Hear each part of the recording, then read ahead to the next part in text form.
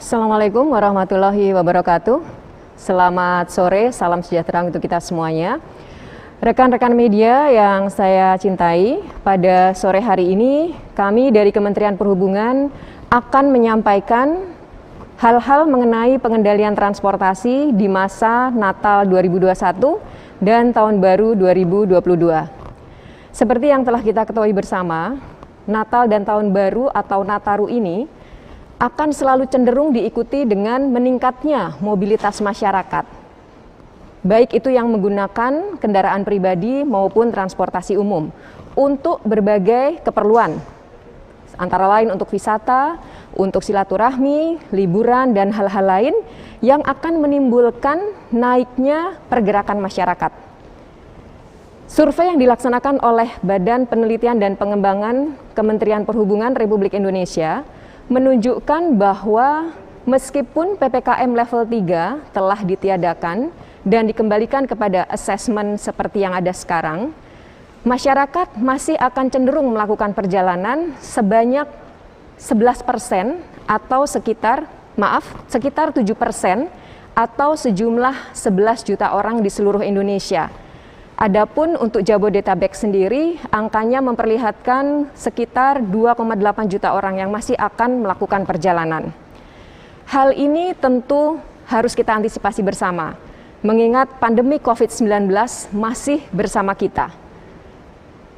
Dan oleh karenanya, kita dari Kementerian Perhubungan telah menerbitkan surat edaran terkait dengan pengendalian transportasi dan petunjuk pelaksanaan perjalanan penumpang dalam negeri di semua moda transportasi, yaitu surat edaran nomor 109 untuk transportasi darat, nomor 110 untuk transportasi laut, nomor 111 untuk transportasi udara, dan 112 untuk transportasi kereta api yang akan berlaku sejak tanggal 24 Desember 2021 hingga 2 Januari 2022. Semua surat edaran tersebut merujuk kepada surat edaran Satgas nomor 24 dan juga instruksi Mendagri nomor 66 dan nomor 67. Dalam pengaturan dan pengendalian transportasi di Nataru kali ini, perlu kami tegaskan tidak ada penyekatan. Yang ada adalah pengetatan protokol kesehatan di semua prasarana dan sarana transportasi. Adapun isi umum mengenai surat edaran ini adalah sebagai berikut. Yang pertama terkait dengan syarat perjalanan penumpang dalam negeri yang meliputi, yang pertama adalah yang bisa melakukan perjalanan di dalam negeri adalah penumpang yang sudah memenuhi vaksin lengkap atau 2 kali dosis dan disertai dengan hasil negatif tes antigen yang berlaku 1 kali 24 jam. Dan tentunya juga harus menggunakan aplikasi Peduli Lindungi. Lalu bagi yang belum mendapatkan vaksin lengkap, untuk sementara mobilitasnya dibatasi. Adapun bagi anak usia 12 tahun ke bawah, wajib menunjukkan hasil negatif tes PCR 3 kali 24 jam.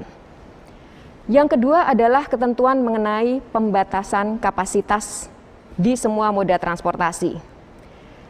Untuk transportasi darat, nantinya akan diatur sesuai dengan level PPKM dan jenis transportasinya atau jenis moda transportasinya, dan akan dijelaskan lebih lanjut secara detail nantinya oleh Dirjen Perhubungan Darat Bapak Budi Setiadi. Adapun untuk kapasitas laut adalah sebesar 75% dari kapasitas maksimal.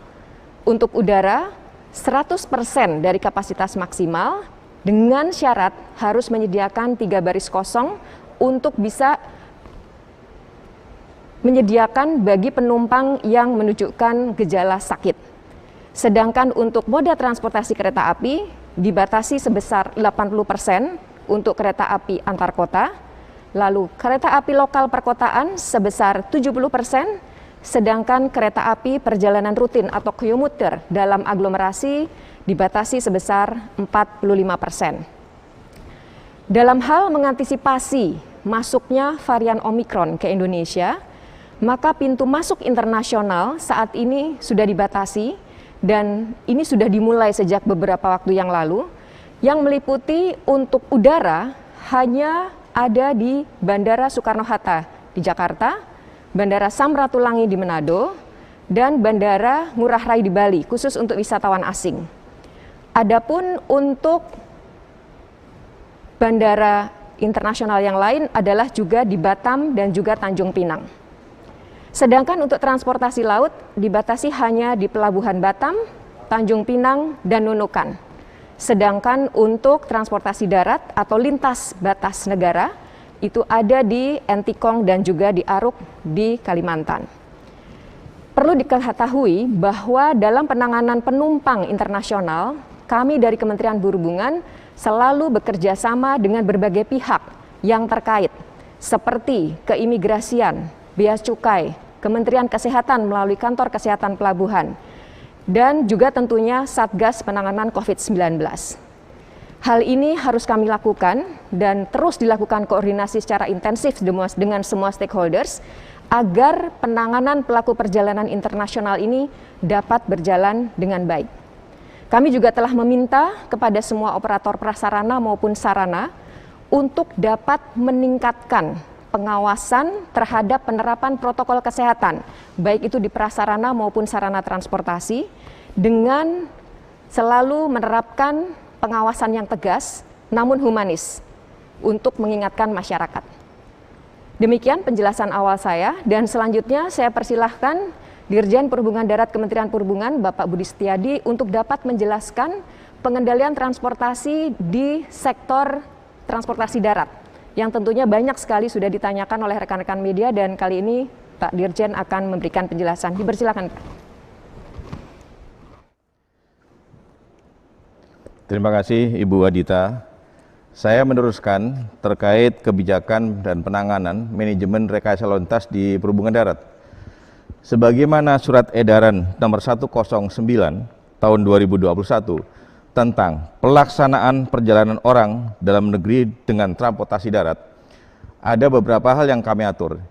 Dan sebagian tadi sudah disampaikan oleh Ibu Adita, namun demikian mungkin kami akan mengulang kembali untuk semakin mempertegas dan memperjelas bagaimana pemerintah untuk membatasi pergerakan atau mobilitas masyarakat selama pandemi COVID-19 pada saat Natal dan Tahun Baru.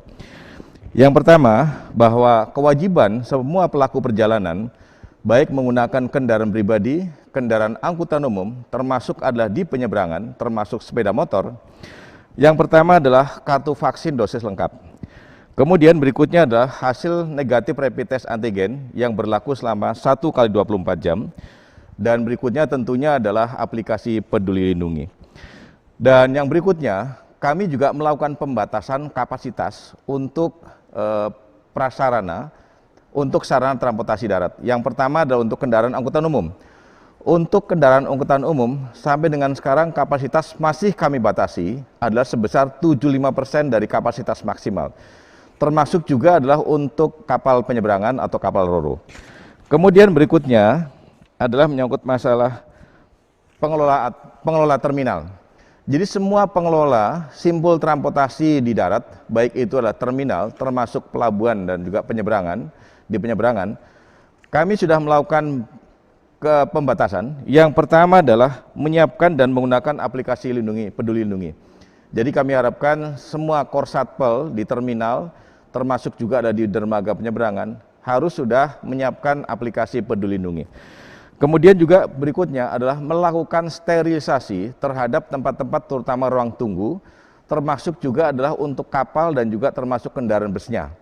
Nah, khusus kapal dan kendaraan bus, ini untuk sterilisasi bisa dilakukan baik oleh petugas-petugas kami yang ada di lapangan, dan juga terutama ada kerjasama dengan operator. Jadi kami harapkan kerjasama dari teman-teman operator, baik kapal dan juga kendaraan busnya, untuk juga melakukan sterilisasi secara berkala.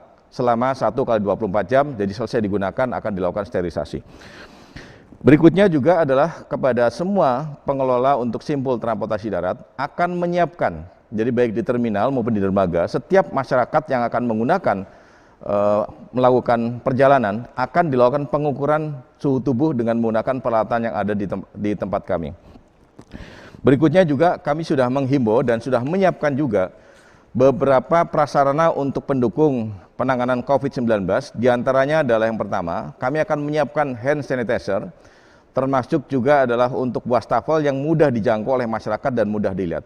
Selain itu juga di beberapa simpul kami akan menyiapkan ruang isolasi manakala dijumpai di dalam masyarakat yang melakukan perjalanan, ada masyarakat yang mungkin dengan pengukuran kita, kemudian kita dalami ternyata terpapar COVID-19, kami siapkan ruang untuk isolasi. Kemudian rekan-rekan sekalian, para peserta sekalian, berikutnya kami akan menyampaikan sebagaimana disampaikan oleh Ibu Adita tadi, bahwa pada prinsipnya selama angkutan Natal dengan Tahun Baru, kami juga menyiapkan beberapa pola dan pendekatan, yaitu manajemen dan rekayasa lalu lintas yang kami lakukan. Ini adalah atas kesepakatan, atas koordinasi dan kerjasama, terutama dengan kepolisian, dengan PUPR, dan juga termasuk juga dengan BUJT Jalan Tol.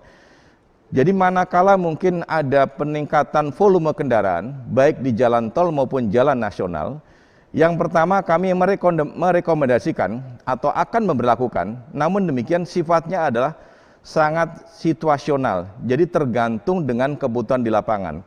Dan kemudian kebutuhan di lapangan ini yang akan melakukan nanti tindakan adalah diskresi kepolisian. Jadi artinya dari awal sudah kami siapkan konsepnya, skemanya, namun demikian untuk eksekusinya sangat tergantung dengan diskresi dari kepolisian. Yang pertama adalah dengan kontraflow.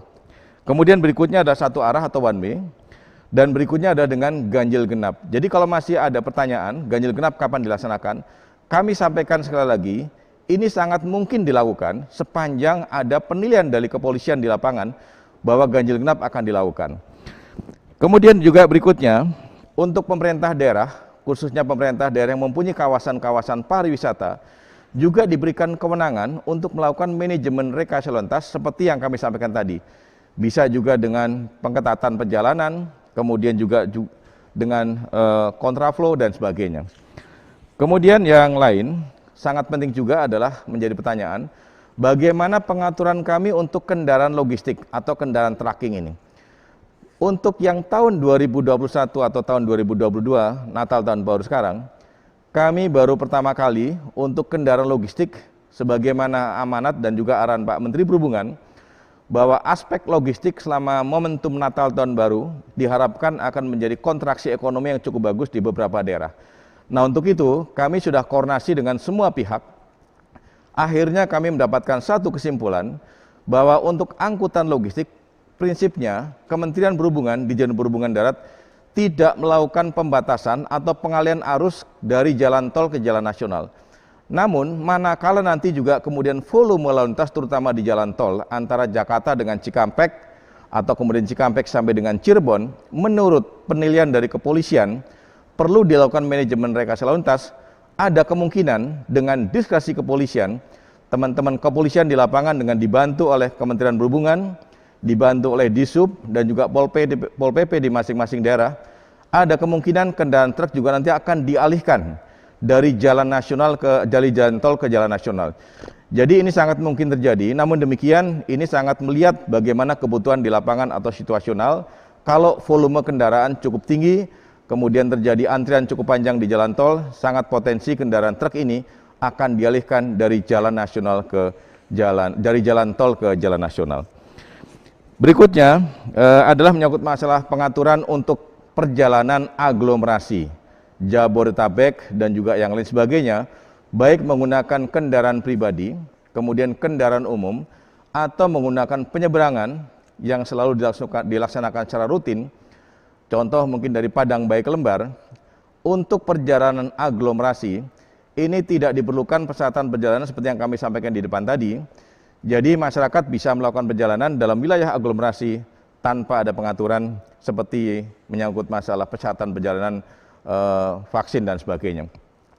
Namun demikian, para Bapak rekan-rekan sekalian, sangat potensi juga nantinya sebagaimana arahan Pak Menteri Perhubungan, kami akan menyiapkan pelaksanaan pengetesan random sampling bagi pelaku perjalanan yang nanti akan kami tempatkan yang pertama di Jembatan Timbang, yang kedua di terminal, yang ketiga bisa juga di rest area atau tempat-tempat lain yang kami pandang perlu untuk kami bisa melakukan pengetesan secara random sampling kepada pelaku perjalanan yang sifatnya adalah melakukan pengetesan terhadap rapid test antigen, dan nanti ini adalah gratis, kami akan menyiapkan dari Kementerian Perhubungan. Kemudian juga melakukan pengecekan terhadap vaksinasi, apakah sudah memenuhi syarat atau tidak. Dan khusus kepada para pengemudi kendaraan barang, logistik, dan juga termasuk pembantu pengemudi, sampai dengan saat ini kami masih memberikan bantuan. Pemerintah masih hadir untuk membantu para pengemudi angkutan logistik termasuk pembantu pengemudinya untuk melakukan pengetesan rapid test antigen secara gratis atau cuma-cuma, terutama adalah untuk pelabuhan atau dermaga dari Merak Bakauni ke Tapang Gilimanuk dan juga dari Padang Bae ke Lembar. Sementara mungkin tambahan dari saya itu yang bisa saya sampaikan. Mudah-mudahan apa yang menjadi pertimbangan kami dalam rangka pengaturan dan manajemen rekayasa lalu lintas selama Natal dan Tahun Baru 2021-2022 akan dipahami oleh masyarakat semuanya. Demikian, terima kasih. Wassalamualaikum warahmatullahi wabarakatuh.